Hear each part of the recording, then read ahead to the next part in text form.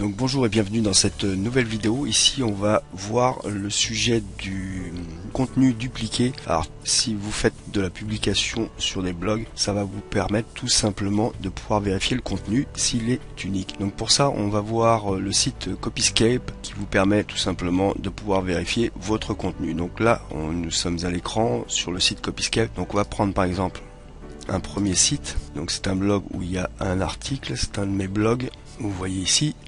Donc je vais récupérer, alors je vais descendre un peu, je vais récupérer le lien ici que je vais coller tout simplement dans Copyscape, là, voilà, et on va faire Go, donc il va scanner et là on voit qu'il n'y a aucun contenu qui a été dupliqué. Donc mon article que j'ai fait écrire est tout à fait unique.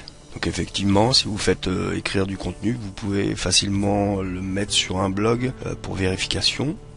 Donc on va continuer notre recherche ici. Donc on va voir donc maintenant avec un autre blog. Donc je vais préparer avant, vous voyez, sur un site de contenu libre, l'article suivant: 4 conseils pour développer votre image de marque sur internet. Donc je récupère tout simplement le lien, je reviens sur Copyscape, je le colle ici et là on peut tout de suite voir qu'il existe le contenu dupliqué de cet article. Vous voyez, définissez votre marché cible, connaître ses clients potentiels. Donc là Copyscape m'a trouvé donc sur le site suivant. Donc on va cliquer dessus pour aller voir. Donc là, il vous explique qu'il a trouvé 37% de rapports dans la page. Vous voyez, si on vérifie,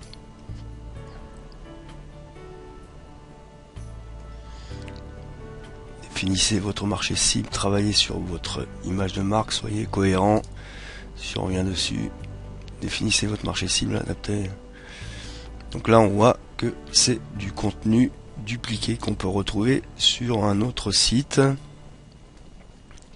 Donc voilà, c'est quand même très intéressant de pouvoir savoir si votre contenu est totalement unique ou s'il a été déjà utilisé.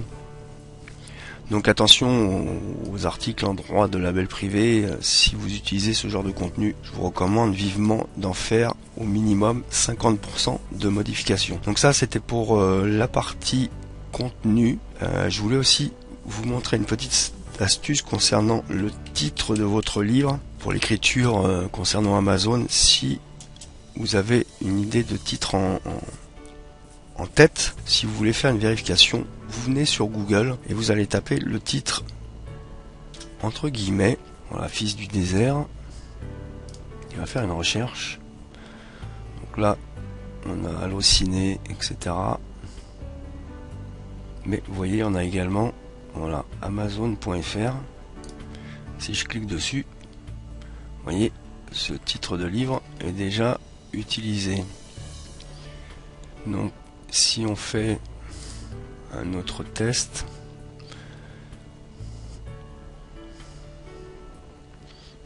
on va prendre, on va essayer, voilà, celui-là par exemple, l'envol des anges, copier.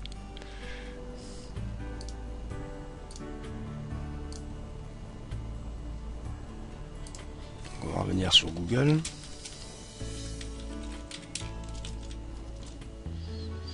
Voilà, mes guillemets.